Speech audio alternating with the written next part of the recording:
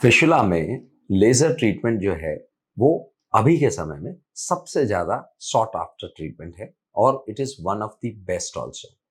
अब लेजर फिशुला में करने वाले हैं, लेकिन आपको तो पता नहीं होता है कि किस तरीके से होएगा या लेजर सर्जरी होगा तो एग्जैक्टली क्या करने वाले हैं। तो इन दिस वीडियो हम एक रेक्टल मॉडल पे ये समझेंगे कि जब हम लेजर फाइबर को फिशुला के अब्लेशन के लिए यूज करते हैं तो एग्जैक्टली हम करते क्या है, right? I am doctor Nitesh Jawar. I am laparoscopic and colorectal surgeon at Apollo Hospitals, Navi Mumbai, and Neolta Specialty Clinic, Navi Mumbai. अगर हम फिशुला देखें और जिन लोगों को फिशुला है उन्हें ये समझाया गया रहता है कि फिशुला एक टनल या ट्यूब जैसा चीज है जो अगर इस रेक्टल मॉडल में आप देखेंगे तो बाहर की तरफ से अंदर की तरफ एक ट्यूब की तरह जाता है। बाहर ये स्किन से शुरू होता है और अंदर जाके एनल कनाल के अंदर ये ओपन होता है। अब अगर हम इस मॉडल को देखें तो ये जो स्फिंक्टर यहाँ पर दिख रहा है ये इसके थ्रू होता हुआ जाता है। अभी स्फिंक्टर वो मसल है जो मोशन के और फ्लेटस के और लिक्विड के कंट्रोल के लिए जरूरी है। तो अगर हम एनल फिशुला में स्फिंक्टर सेविंग प्रोसीजर ढूंढ रहे हैं या ऐसा प्रोसीजर ढूंढ रहे हैं जिसमें हमारे स्फिंक्टर को कुछ नुकसान नहीं होने वाला और फिशुला साइलेंटली वहां से मिनिमली इन्वेजिव वे में निकल जाएगा, तो ये प्रोसीजर आपके लिए सबसे इफेक्टिव है, सबसे ज्यादा उपयुक्त है। तो अभी हम ये समझेंगे कि जब हम लेजर फाइबर को फिशुला के अब्लेशन के लिए यूज करते हैं तो एग्जैक्टली हम करते क्या है।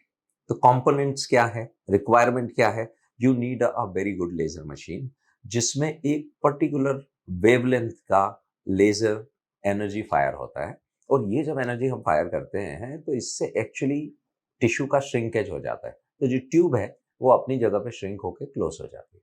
दूसरा उसका कंपोनेंट होता है ये फाइबर जिसको हम रेडियल फाइबर बोलते हैं। इसमें एक रेड लाइट होता है क्योंकि लेजर हमको आंखों से दिखता नहीं है तो उसको एक लाइट के ऊपर माउंट करते हैं which is called as LED light. और इस लाइट से हमको ये एग्जैक्ट पता लगता है कि हमारा फाइबर शरीर में किस तरफ जा रहा है।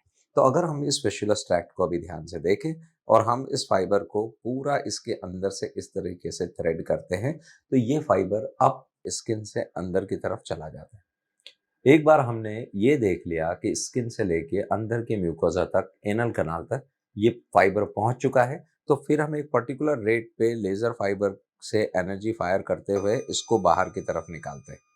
और जब हम ये प्रक्रिया कर रहे होते हैं तो जैसे जैसे ये ट्रैक में से बाहर निकलता जाएगा ये उस ट्रैक को इस तरीके से बर्न करता है जिससे उसका इंटरनल जो डायमीटर है या जो ल्यूमन है वो क्लोज होता चलता है और ये पूरा ट्रैक जो है ये क्लोज हो जाता है। इसको हम अब्लेशन बोलते हैं। अभी हमने ट्रैक को निकाला नहीं है लेकिन we have rendered it ineffective. Now ये ट्रैक अब फिशुला की तरह काम नहीं करेगा। इसकी इंटरनल लाइनिंग को हमने बर्न कर दिया है। इंटरनल जो ओपनिंग जो एनल कनाल में है इसको हम या तो स्टिच लेके या किसी तरह का एक छोटा फ्लैप बना के बंद कर देंगे जिससे यहाँ से जो मोशन और जो लिक्विड और गैस जो होता है वो इस टनल में अब नहीं जा सकेगा। और चूंकि हमने इसका इंटरनल लाइनिंग बर्न कर दिया है और लेजर ने ट्रैक को श्रिंक कर दिया है तो धीरे धीरे करके ये बॉडी में एब्जॉर्ब हो जाता है, डिसॉल्व हो जाता है और ये फिर किसी तरह की कोई प्रॉब्लम नहीं देता है।